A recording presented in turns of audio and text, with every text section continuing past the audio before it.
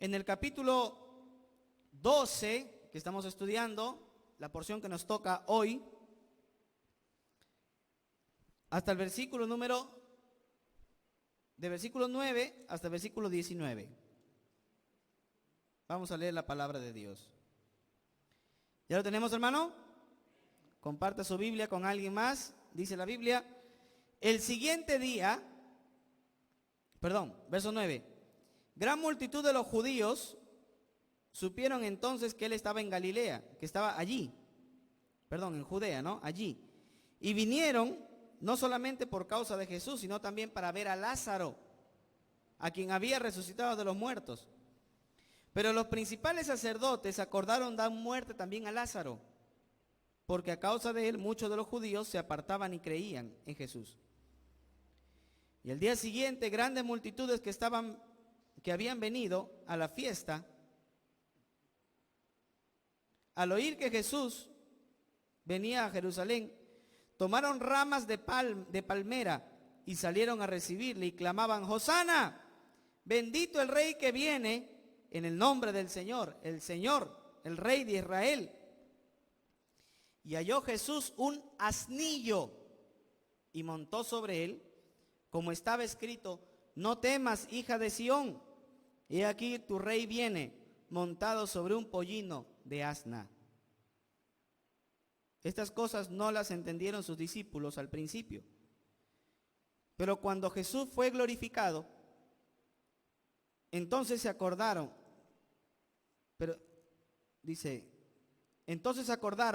de que estas cosas estaban escritas acerca de él y que se las había dicho y que las había hecho. Y daba entonces testimonio la gente que estaba con él cuando llamó a Lázaro del sepulcro y le resucitó de los muertos, por lo cual también habían venido gente a recibirle, porque había oído que él había hecho esta señal. Pero los fariseos dijeron entre sí: ya veis que no conseguís nada, mirad, el mundo se va tras de él. Vamos a orar. Padre Celestial, te damos gracias en esta hora, porque nos acercas delante de ti. Gracias, Señor, porque venimos a aprender de tu palabra. Habla a nuestras vidas, a nuestra mente, a nuestro corazón. Queremos agradarte en todo, Señor, lo que hagamos. Así que te imploramos que nos puedas bendecir. Señor, ¿qué es lo que hoy tienes que hacernos recordar? Somos instrumento en tus manos para que hables a través de nosotros. En el nombre de Jesús. Amén. Amados hermanos, la vez pasada vimos que los evangelios no son contradictorios. Amén. No hay contradicción en los evangelios. Vimos que los evangelios son complementarios. Hay detalles en algunos evangelios que se complementan con otros evangelios, ¿verdad? Aquí, por ejemplo, estamos viendo en el capítulo 12 del libro de Juan que Jesús entra de manera triunfal en Jerusalén, pero hay algunos aspectos que no han quedado claros.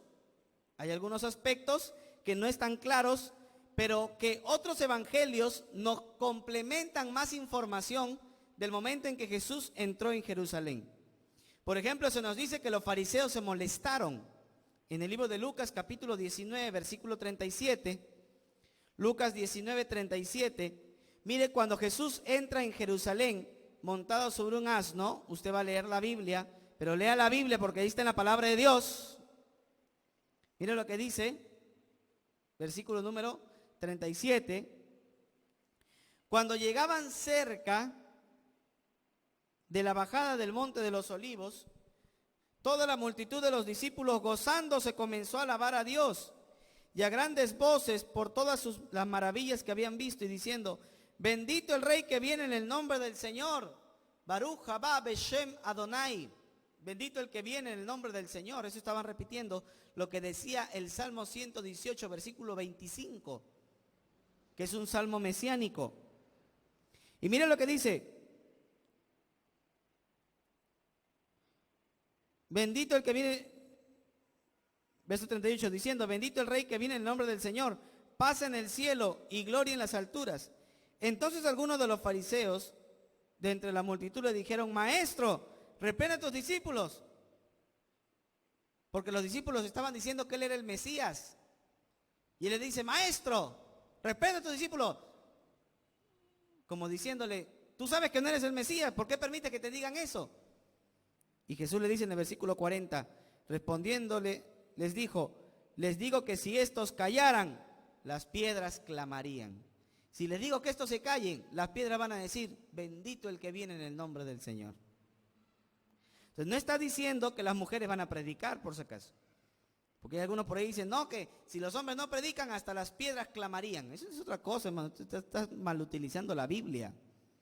La Biblia está diciendo que si la gente no alababa el mesiazgo de Jesús, entonces las piedras iban a clamar su mesiazgo. ¿Eso es lo que está diciendo el texto o no? Amén. Está clarísimo ahí. Entonces, hermanos, vemos a través de la Biblia que el día en que Jesús entró en Jerusalén, no lo dice Juan, pero sí lo dice Lucas, que los fariseos se molestaron. ¿Por qué? Porque Jesús estaba proclamando su mesiazgo. El pueblo de Israel proclamaba el mesiazgo de Jesús. Pero hermano, ese mismo pueblo que un domingo lo aclamaba, el día jueves lo crucificó. ¿Cómo es posible que un pueblo que el domingo lo aclamaba, el jueves lo crucifique? ¿Sabe por qué? ¿Sabe por qué, hermano? Porque vivían su vida de emociones. Eso lo vamos a ver más adelante. Nuestra vida cristiana no es como la sal de Andrews. Algunos son cristianos sal de Andrew, ¿no? ¿Por qué? Usted ha visto, te coge un vaso de agua y le echa sal de Andrews, ¿qué pasa? Se levanta, ¿sí o no? Efervescente. ¿Y qué pasa después? Comienza a bajar, a bajar, a bajar, a bajar, a bajar. Así hay cristianos sal de Andrews. Cuando le echan para la obra, se levanta, hermano. Y de a poquito comienza a bajar, a bajar, a bajar, a bajar, a bajar. Y no sirven para nada. Ese es cuando el cristiano vive de emociones. El cristiano no tiene que vivir de emociones, tiene que vivir de la palabra de Dios. Amén. El cristiano no vive de sentimientos, vive de lo que dice la Biblia, la palabra de Dios. En Lucas capítulo 19 también, continuando Lucas, mire lo que pasó, que tampoco lo relata Juan. Y cuando llegó cerca de la ciudad Jerusalén, al verla, ¿qué? Lloró. Al verla lloró diciendo: oh, si tú también conocieses, a lo menos en este día, lo que es para tu paz. Oiga, Jesús estaba desesperado porque Israel lo conociera a él, porque él iba a ser para su paz. Si tú conocieras a lo menos hoy lo que es para tu paz, mas ahora está cubierto de tus ojos, porque vendrán días sobre ti cuando tus enemigos te rodearán con vallado y te sitiarán, y por todas partes te estrecharán y te derribarán a tierra, y a tus hijos dentro de ti, y no dejarán en ti piedra sobre piedra, por cuanto no conociste el tiempo de tu visitación. Hermanos, esto tampoco dice el Evangelio de Juan, pero lo conocemos por Lucas. Jesús lloró por Jerusalén. Hermanos, Jesús tenía un corazón de pastor. Por algo no era el buen pastor. Hermanos, Jesús tenía un corazón tan grande que a pesar de que Jerusalén lo había rechazado, lo había expulsado, lo había botado, lo iba a matar, Jesús todavía tenía amor por ellos, por eso lloró por ellos. Amén. Hermanos, ¿de verdad amamos a los que nos odian? ¿De verdad amamos a los que nos odian? Miremos el ejemplo de Cristo. El pueblo no lo quería, pero Él todavía los amaba. Hermano, el pueblo de Dios no te puede querer, pero Dios te ama. Bueno, tenemos que aprender a amar al pueblo de Dios. Así nos traten mal. Mire lo que dice la Biblia allí. Jesús lloró por Jerusalén. ¿Y cómo trató Jerusalén a Jesús? Lo trató mal. Hermanos, Jesucristo no, es el ejemplo más grande de amor que nosotros podemos conocer. Y este es un ejemplo para nosotros, de que sí se puede amar a los que nos odian. Amén. Hoy no hay nadie aquí. ¿Amén o no amén, hermano? Podemos amar. Bueno, ya que tú eres resentido no puedes decir amén. Pero podemos amar a los que nos odian. Y Jesús es el ejemplo más grande.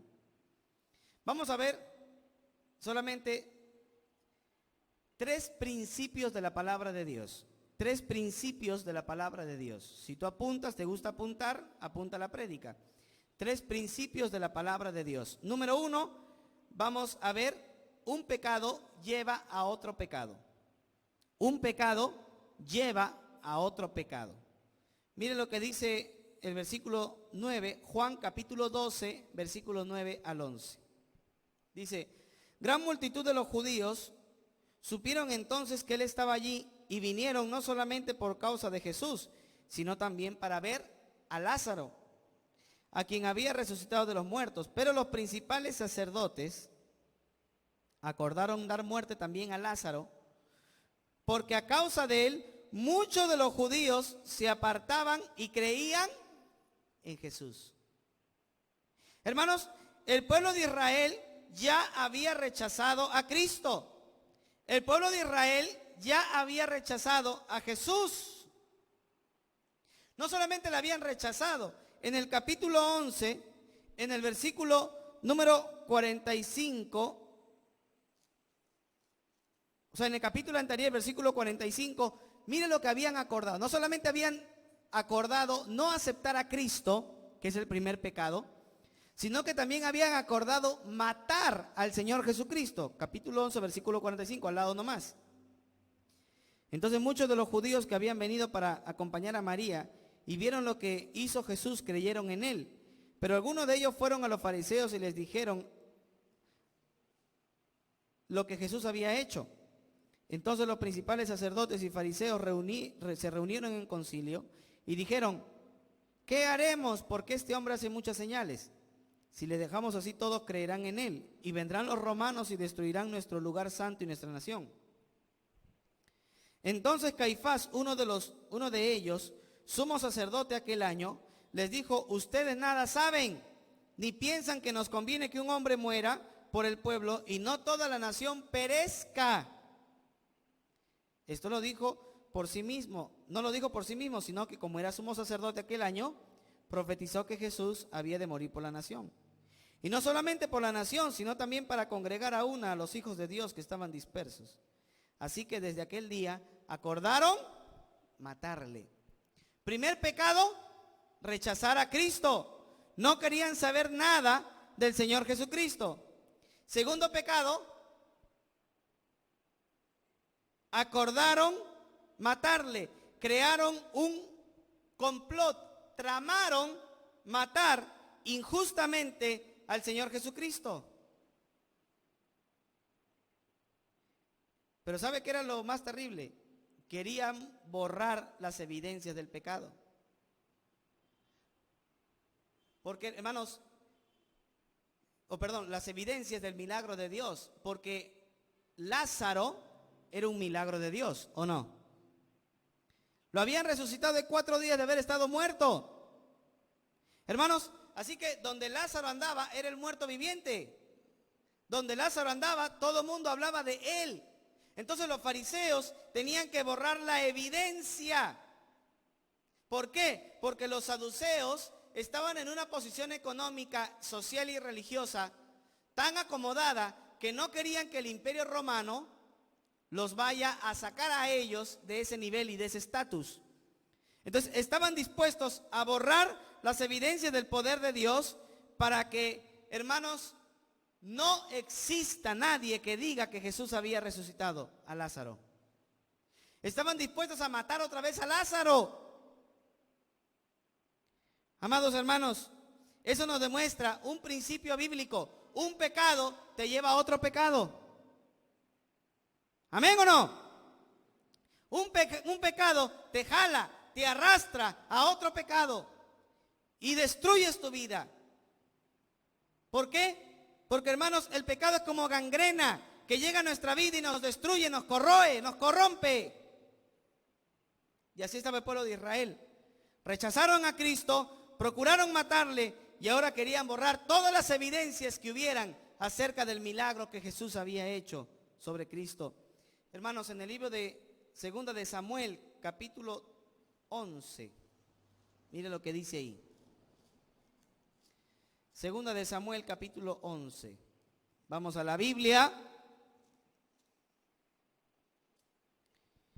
Miren lo que dice, palabra de Dios.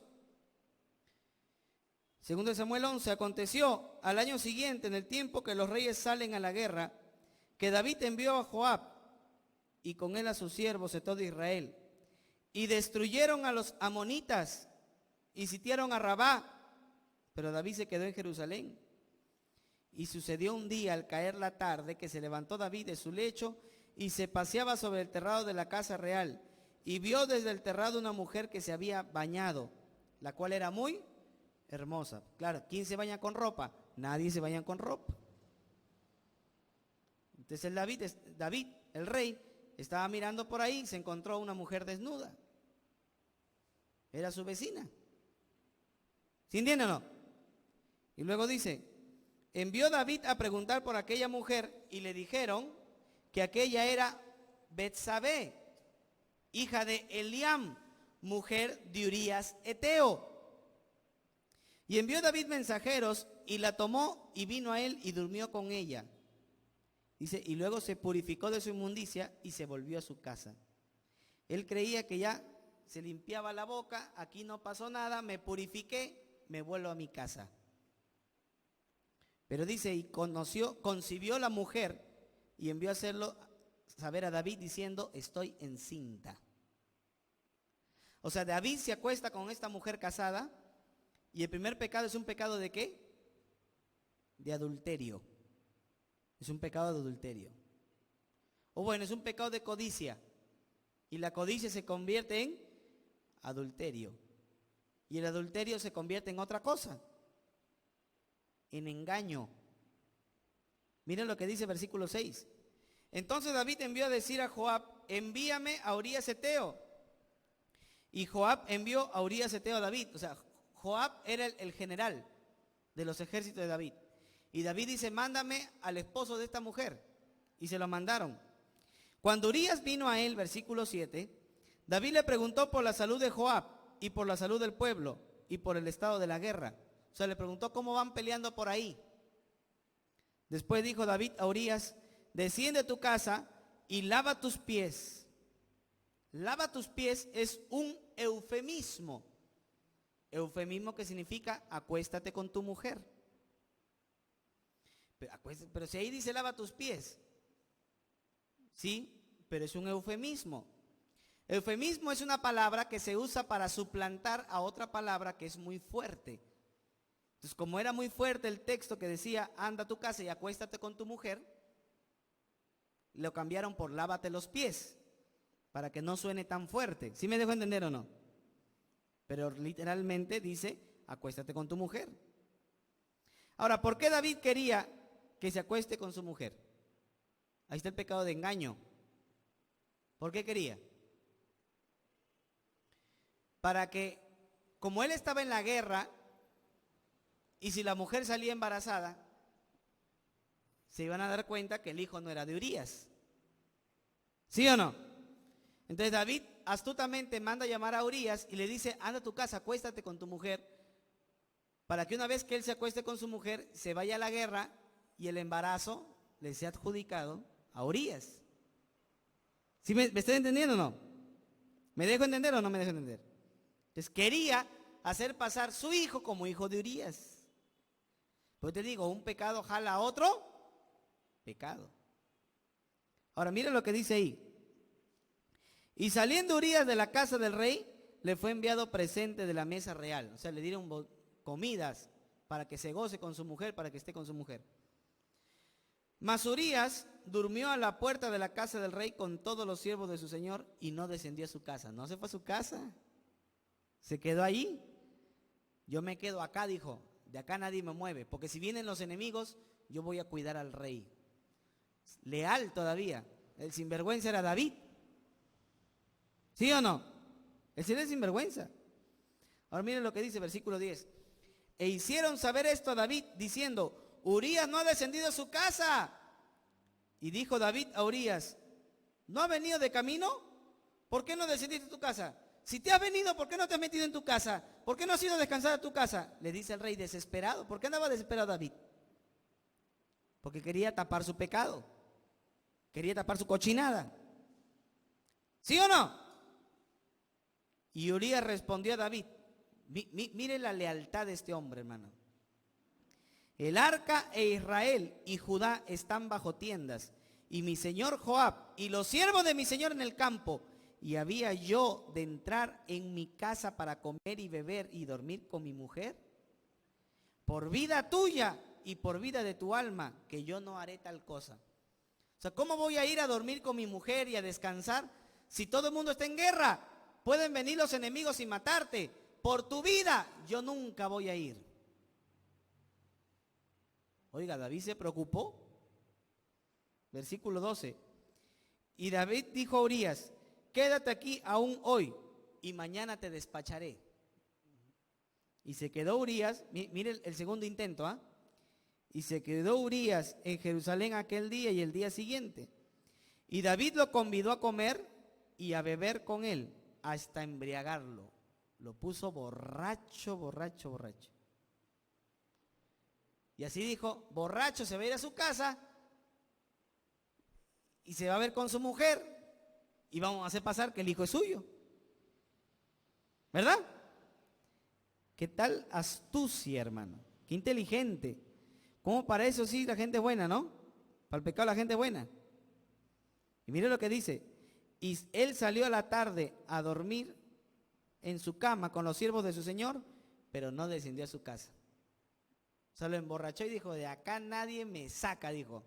Se agarró a la puerta y aquí nadie me saca. Y se agarró, hermano, que no podía ni pararse, pero se quedó en la puerta.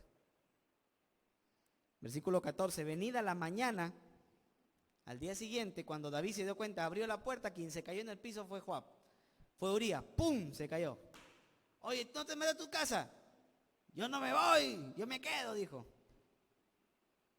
Entonces David escribe una carta a Joab, la cual envió por mano de Urías. O sea, todavía al propio Urías lo manda a llevar la carta. Y escribió en la carta diciendo, pongan a Urías al frente en lo más recio de la batalla y retírense de él para que sea herido y muera. ¿Con qué empezó? Codicia. ¿Qué le siguió? Adulterio. ¿Qué continuó? Engaño. ¿Qué siguió? Borrachera. ¿Y en qué acabó? Homicidio. Hermanos, un pecado arrastra a otro pecado. Amén. Los judíos estaban dispuestos a matar a Lázaro con tal de que no haya evidencias. ¿Por qué? Porque su pecado arrastraba a otro pecado. Hermanos, el pecado es como un espiral que hunde a una persona hasta lo más profundo. ¿Sabe qué nos puede rescatar? El arrepentimiento. La Biblia dice que el que confiesa su pecado y se arrepiente y se aparta, alcanza misericordia. Pero mientras uno no se arrepiente del pecado, el pecado es como un espiral que nos arrastra a lo más sucio, a lo más terrible, hermano. ¿No has visto el caso de este joven de 15 años, hermano? 15 años. Violando a una niña de 4 años y la mató, hermano. Qué terrible. Pero ¿cómo empieza todo eso, hermano? De a poco. Empieza de a poco, de a poco. La gente se enferma en su mente. Y termina así, hermano. ¿Todo eso por qué? Por el pecado. Porque un pecado arrastra a otro pecado. ¿Amén o no? Tengamos cuidado, hermano. Tengamos cuidado. Segundo principio. Hay que considerar cómo Dios actúa. Hay que considerar cómo Dios actúa. Versículo 12. Al día siguiente, grandes multitudes que habían venido a la fiesta, al oír que Jesús venía a Jerusalén, tomaron ramas de palmera y salieron a recibirle y clamaban, Hosana, Hosana es Hoshaná, que significa sálvanos ahora o sálvanos por favor. Bendito el que viene en el nombre del Señor, el Rey de Israel. O sea, estaban reconociendo el mesiazgo del Señor Jesucristo. Ellos estaban proclamando a Cristo como el Mesías. ¿Por qué? Porque ellos creían que Cristo era el Mesías. Resucitar a Lázaro de 4 días de nacido, 4 días de muerto, eso era un gran milagro, hermano. Así que ellos dijeron, si puede resucitar a los muertos, entonces le va a poder ganar a Roma. Y tuvieron expectativas tan altas, tan grandes, hermano, que cuando Cristo les dijo que Él no venía para ser rey, lo quisieron matar. Lo quisieron matar. Por eso, hermano, tengamos cuidado de tener expectativas falsas. No tengamos expectativas falsas de las cosas que Dios va a hacer. Amén. Simplemente creamos a Dios como Él quiere obrar, como Él quiere bendecir. Ahora, ¿por qué Jesús vino sentado en un asno? Mire el versículo 14. Y halló Jesús un asnillo y montó sobre él, como está escrito: no temas, hija de Sión, he aquí tu rey viene, montado sobre un pollino, hijo de asna. ¿Por qué Jesús montó un asno, un pollino? Número 1, porque, hermanos, toda la Biblia, desde Génesis hasta Malaquías, apuntaba a Jesucristo el Señor.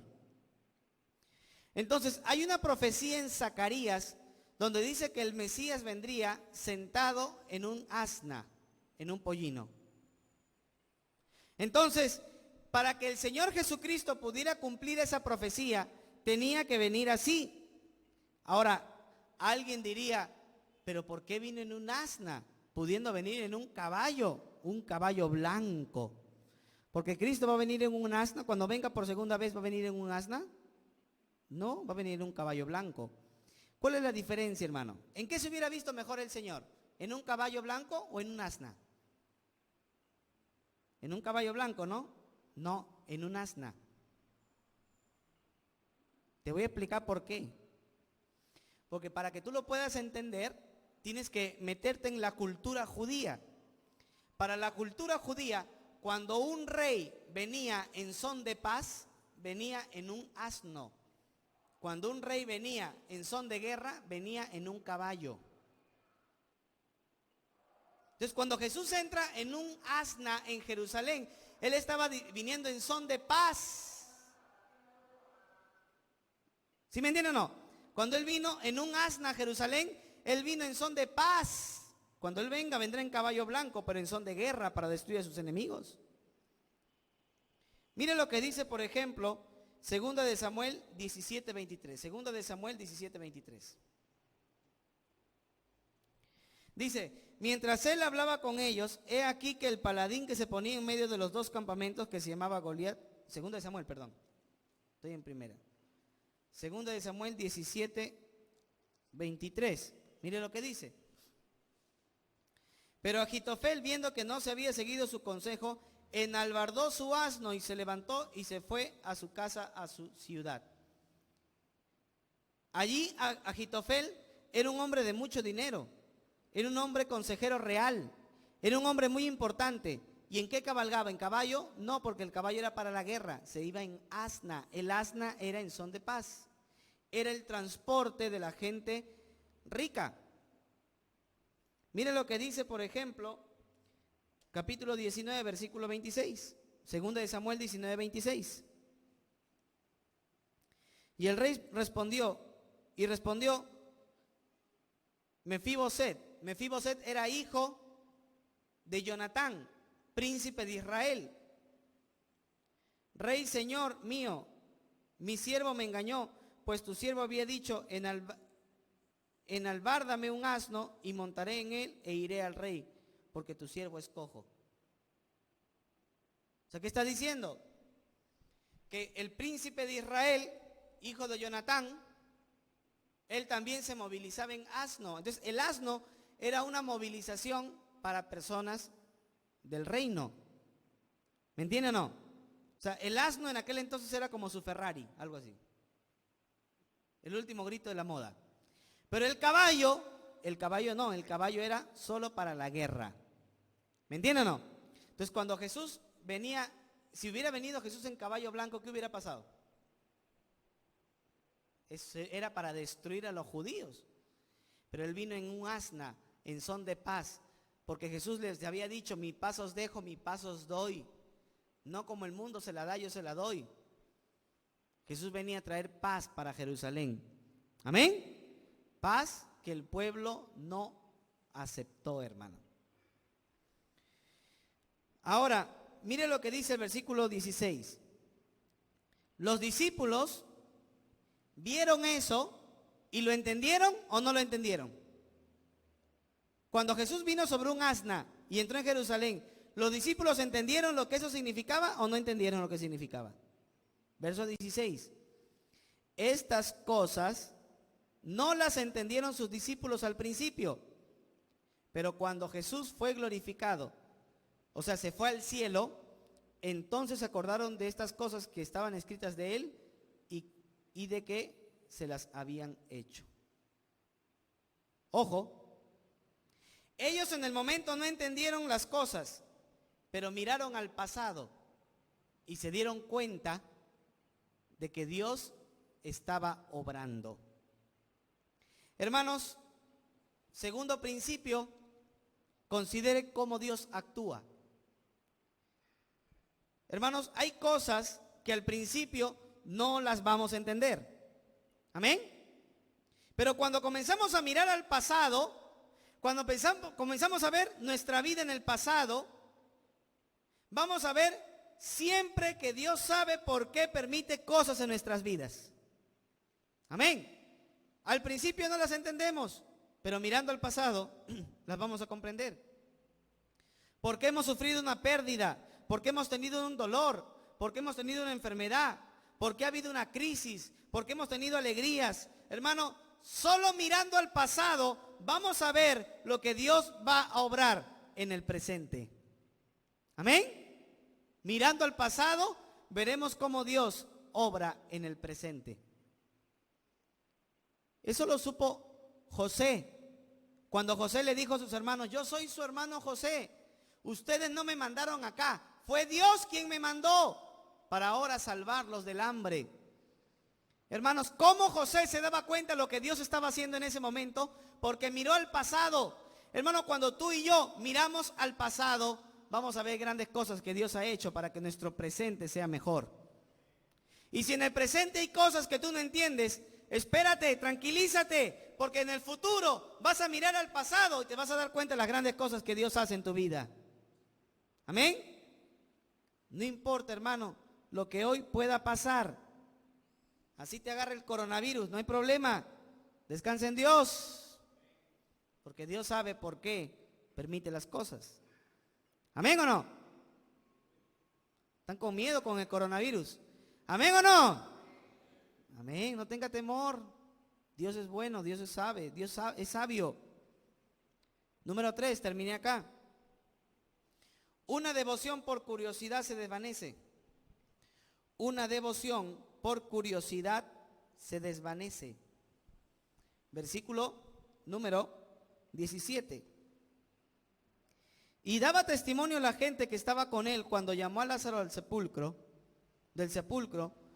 y le resucitó de los muertos, por lo cual también había venido la gente a recibirle, porque había oído que él había hecho esta señal. ¿Por qué vino mucha gente a verle? Porque habían escuchado que Jesús había resucitado a Lázaro. Hermanos, eso es tener una fe superficial, ¿verdad? Sigo a Jesús porque otros me han dicho lo que él ha hecho. Entonces voy a seguir a Jesús para que él me pueda llevar. Yo también quiero ver lo que Dios hace. Hermano, nuestra fe se convierte en una fe superficial cuando solamente creemos por emoción, no por convicción. ¿Amén? Cuando solamente hay emoción en nuestra vida. Y después, por eso le digo, cristianos, sal de Andrews, son efervescentes. Empiezan bien, comienzan a levantarse y después ya dejan de congregar, dejan de servir a Dios, dejan de hacer lo bueno.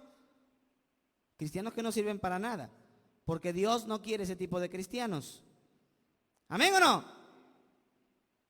¿Amén o no, hermano? Dios no quiere ese tipo de cristianos. Hermano, que primero están bien, después están mal. Que se andan enfriando, cristianos que están calientes y después se andan enfriando. ¿Para qué queremos cristianos que no sirven para nada? ¿Amén o no amén? Hermanos, la Biblia nos enseña cuando nuestra fe es superficial, cuando nuestra fe es falsa, una vez estamos bien y otra vez estamos mal. Y luego estamos bien y después estamos mal. Y primero servimos a Dios y después ya no le servimos. Y primero congregamos y después no congregamos. Y primero ofrendo y después ya no ofrendo. Porque tu fe es superficial. Y una fe superficial es una fe falsa. En 2 de Timoteo capítulo 1, versículo 5. Lea la Biblia. 2 de Timoteo capítulo 1, versículo 5. Mire lo que dice. 2 de Timoteo 5:1. La palabra de Dios dice de la siguiente manera.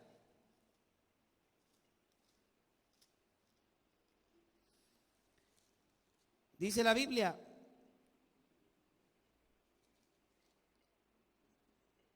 segundo de Timoteo 1:5, trayendo a la memoria la fe no, ¿qué dice? No fingida, fingidaza, fingidazo. Dice, que hay en ti, la cual habitó primero en tu abuela Loida y en tu madre Eunice, y estoy seguro que en ti también. Fe fingida. ¿Hay gente con fe fingida en la iglesia? ¿Tú qué crees? ¿Sabes que la fe se puede fingir o no? Con la cara de piadosito que pones, con la cara de santurrón que pones. Fe fingida. La fe se puede fingir, hermano. ¿Amén o no? Cuando nuestra fe es superficial. Hoy estamos y mañana no estamos. Hoy venimos y ya no queremos venir. Fe fingida. Eso no lo digo yo, lo dice la Biblia. Está en la palabra de Dios. Entonces tengamos cuidado, hermano. Tengamos cuidado. ¿Por qué? Porque el verdadero cristiano permanece. El verdadero cristiano persevera. ¿Amén? Eso dice la Biblia. Entonces, hermanos, mire, el pueblo de Israel lo celebraba, lo ovacionaba. ¿Por qué? Porque era una fe por emoción. Pero una vez se le acabó la expectativa, ahora lo querían crucificar y lo llevaron a la muerte. De repente, hoy tú proclamas a Cristo. Sí, Cristo es el Señor, vengan, arrepiéntanse. Pero si tu fe es superficial, si tu fe no está en Cristo, mañana va a venir una persecución y vas a comenzar a chillar. ¿Amén o no? Vas a chillar y te vas a apartar. Algunos ni van a venir. Si hoy vienen ya pues por obligación, para la persecución ni se van a aparecer. ¿Sí o no? Mano, uno tiene que tener pantalones para ser un hijo de Dios. En todo momento, hermano. En todo momento. Así estés al borde de la muerte. Si vas a morir, muere por Cristo. ¿Amén o no amén? Entonces, hermanos, el verdadero cristiano no es efervescente. El verdadero cristiano permanece. Y si sirve a Dios, siempre sirve a Dios. ¿Amén? Y si obedece a Dios, siempre obedece a Dios. Porque nuestro servicio, nuestra obediencia no depende de la circunstancia, depende de Dios. Del amor de Dios. Así que, hermanos, aprendamos estos 3 principios que hoy Dios nos quiere recordar. Amén. Vamos a orar.